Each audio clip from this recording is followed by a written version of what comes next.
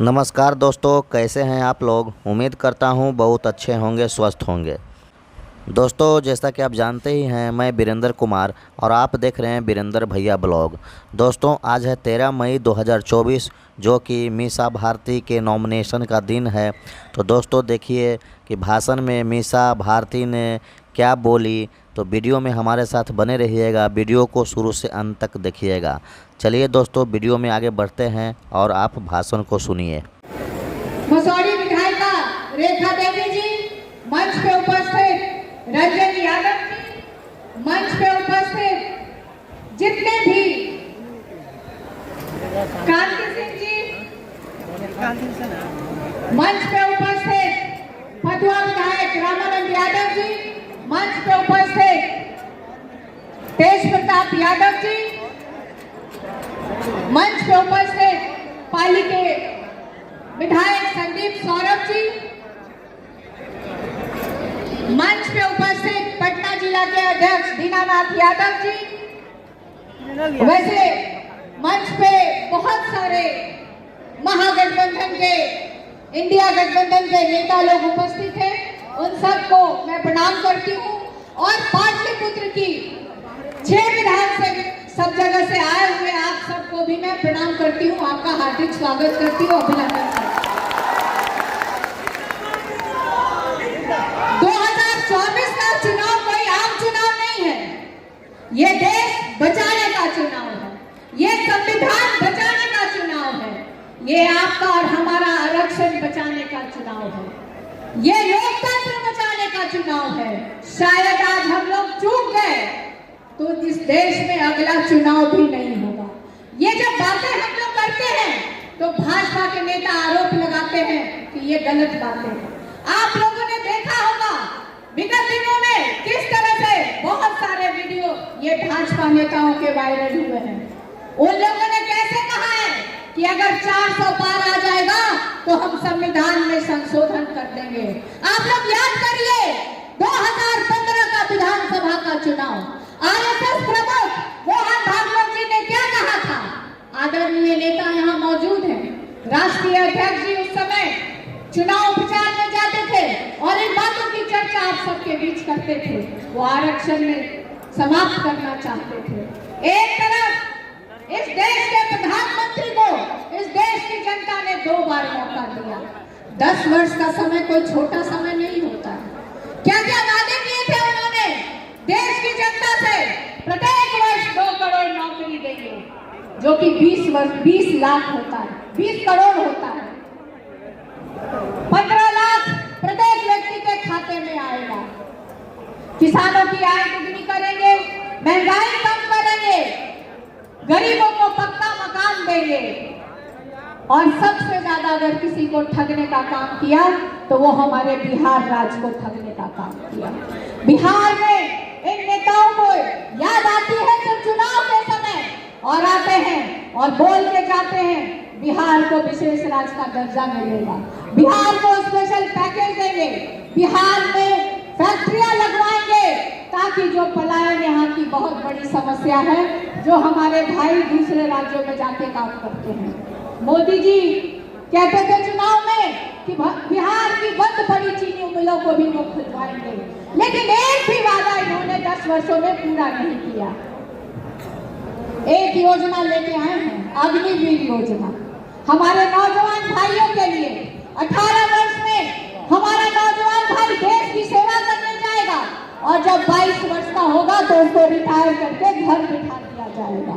और यही हमारे प्रधानमंत्री जी 73 वर्ष के होने जा रहे हैं और तीसरी बार मौका मांग रहे हैं, लेकिन प्रधानमंत्री जी अपना विजन नहीं बता रहे कि आखिर ये जो तीसरी बार आप मौका मांग रहे हैं देश की जनता से, आप करना क्या चाहते हैं। क्या आप वही करना चाहते हैं जो आपने 2014 में किया, जो आपने 2019 में किया। प्रधानमंत्री, इस देश का दुर्भाग्य देखिए कि पहली बार देश के इतिहास में एक प्रधानमंत्री को 1.5 किलोमीटर रोड शो करना पड़ा। और ये भी आम जनता नहीं थी, पूरे बिहार से, पूरे पास पटना साहिब की, पाटलिपुत्रा की लोगों को बुला करके ये रैली कराई गई थी।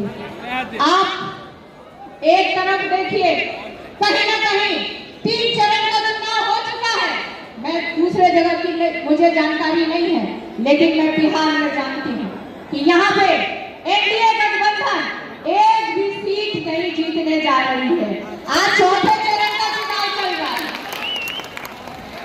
आप सबको, अगर आप लोग एकजुट होकर के इंडिया गठबंधन के प्रत्याशी को सभी जगह से जिताते हैं, हमारी सरकार बनती है, तो हम लोग आपके लिए क्या काम करने वाले हैं, ये मैं आपको बताना चाहती हूँ। पहला, जो हमारे पढ़े लिखे बेरोजगार भाई हैं, हमारी बहनें हैं, उनके लिए 1 करोड़ रोजगार का इंतजाम हमारी सरकार करेगी। जो gas cylinder Modi ji 56 inch का सीना चौड़ा करके 1200 रुपए में गरीबों को दे रहे हैं, उसको हम लोग 500 रुपए में देने का काम करेंगे।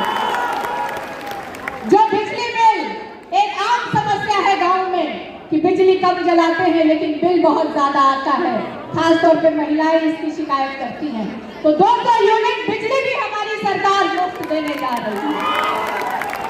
और जो रक्षाबंधन में भाई बहन का त्योहार होता है, उसमें हमारी सरकार हमारी गरीब बहनों को 1 लाख रुपए की सहायता राशि भी देगी।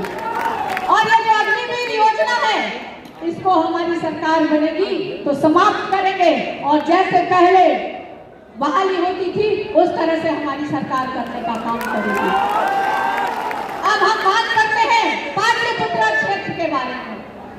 2 बार यहाँ से पाटलिपुत्र की जनता ने भाजपा सांसद महोदय को मौका दिया, लेकिन पाटलिपुत्र आज भी बदहाल स्थिति में है। एक भी डेवलपमेंट का काम उन्होंने नहीं किया। 6 विधानसभा है, सबकी अलग अलग समस्या है। और मैं आपको बताना चाहती हूँ, आजकल मीडिया के कुछ लोगों ने मुझसे पूछा कि रामकृपाल जी परिवारवाद का आरोप लगाते हैं आपके ऊपर।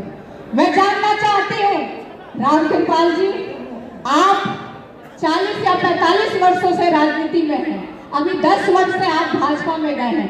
आपने पटना के एक भी कार्यकर्ता को मौका क्यों नहीं दिया? हर एक बार आप ही पद पे क्यों रहे? हर एक बार आप ही हमारे दल से क्यों पद पे रहे?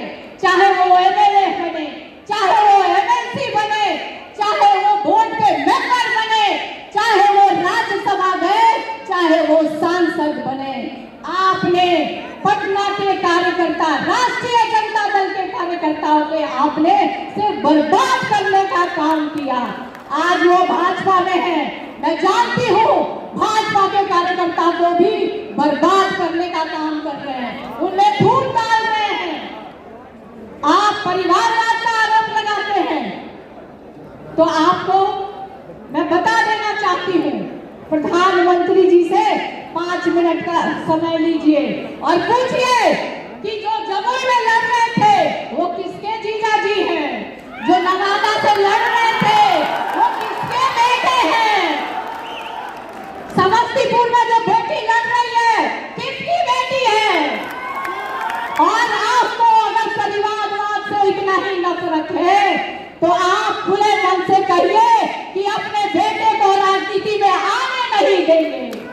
अगर आप में हिम्मत है, अगर आपको हिम्मत है रामकृपाल जी, तो आप खुले मन से आके मीडिया के सामने कहिए कि आप अपने बेटों को राजनीति में नहीं आने देंगे। उसके बाद ही आप हमारे परिवार पे आरोप लगाइए।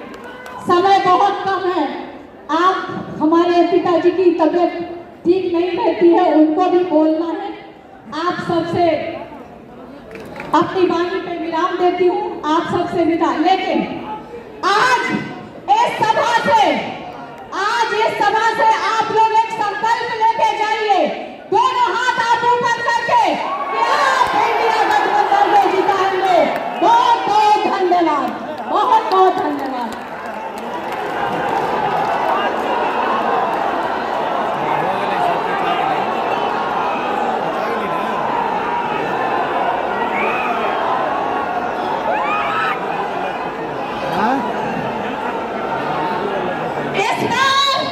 चुपचाप नहीं, हल्ला करके, लाठों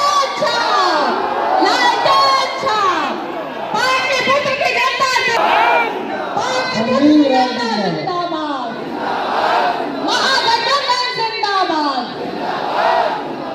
लालू यादव जिंदाबाद, राबड़ी देवी जिंदाबाद, तेज लक्ष्मी जिंदाबाद। बहुत बहुत धन्यवाद आप सब लोग का। आप लोग यहाँ उपस्थित होके आपने मुझे आशीर्वाद दिया, इसके लिए मैं बहुत बहुत कृतज्ञ हूँ। धन्यवाद। शुक्रिया ईशा जी।